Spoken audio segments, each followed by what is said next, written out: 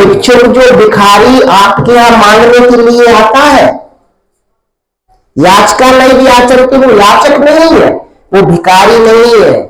तो कहा प्रभु फिर क्या है? याचका नहीं भी आचरते, बोधयन्ते गृहे गृहे दीयताम दीयताम नित्यम। भाई आपके घर आकर इस चीज का बोध कराता है कि दीयताम दीयताम नित्यम, जो श्रद्धा, जो भाव, जो क्षमता है आप उसको देते रहो, नहीं तो आदा तुरने गतिये द्रसी। जैसे मैंने पिछले जन्म में दिया नहीं, पिछले जन्म से मेरी जो आज गति बनी है, शायद ऐसी गति आपकी ना बने। इसलिए आपके घर जो भी भिक्षुक आता है, जो श्रद्धा है, जो भाव है, जो क्षमता है, उसके अनुसार उसको दान करना चाहिए। याचका नहीं व्याचनते बोधयन्ते गृहे गृहे दीयताम दीयताम नित्यम आदातुर्मे गतिये दृषि। इसलिए मेरी इस गति से आपकी गति ना हो। अपन स्वार्थी मनुष्य है, पूजन के लिए अपना स्वार्थ छिपा है। व्यक्ति का स्वार्थ ना छिपा हो तो भाई कभी कोई पूजन अनुष्ठान दान आदि ना करे, परंतु स्वार्थ में परमार्थ यदि है, उसमें प्रभु का वास है, तो भाई स्वार्थ आपका सिद्ध है। भाई स्वार्थ में दोष नहीं है, परंतु भाई सिर्फ अपने ही लिए स्वार्थ हो तो उसमें दोष कहा गया है। पूजन में दान कहते हैं दक्षिणा चढ़ाइए, द्रव्य दक्षिणा चढ़ाइए। तो कुछ लोगों का मानना ऐसा होता है, हमारे जो हमसे जो लोग पूजन कराते आए हैं वो कभी इस चीज को नहीं सोचते, क्योंकि उनको हम वो चीज बता दिए हैं। दान क्या है?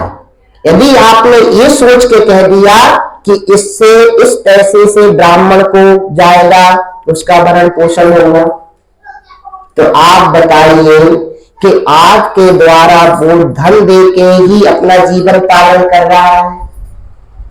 उधर इस बात की सोच है कि यदि वो आपके द्वारा दिए गए धन से अपना जीवन यापन कर रहा है, तो भाई नौकरी किसके कर रहा है? भाई किसी की नौकरी कर रहा है। नौकरी कौन की? उस परम ब्रह्म परमात्मा प्रभु की है। अब उस परम ब्रह्म परमात्मा की नौकरी करने वाले को आपके धन की कोई आशा होगी क्या? भाई जो पूरी सरकार को चलाने वाला है, वो यदि उसकी नौकरी कोई ब्राह्मण कर रहा है, क्या भगवान उसका भरण पोषण नहीं करेंगे जो दुनिया को पोषण करते हैं? नहीं, ऐसी बात यहां नहीं है। षोडश विधि पूजन 3 प्रकार से होती है, पंचोपचार, षोडशोपचार और सहस्रोपचार। पंचोपचार फूल, पत्र, पुष्प, जल और तिलक। पंचोपचार।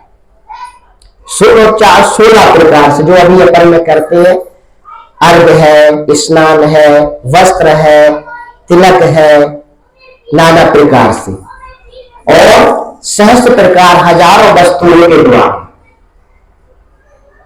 तो अपन में जो क्षमता होती है उसमें ही अपन अपना पूजन करते हैं।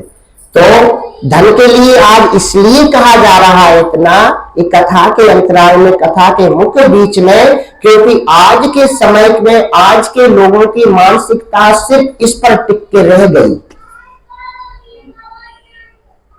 तो इस पे टिकने के अनुसार इतनी ना टिक जाए कि इस पे ही पूर्ण निर्भर हो जाए।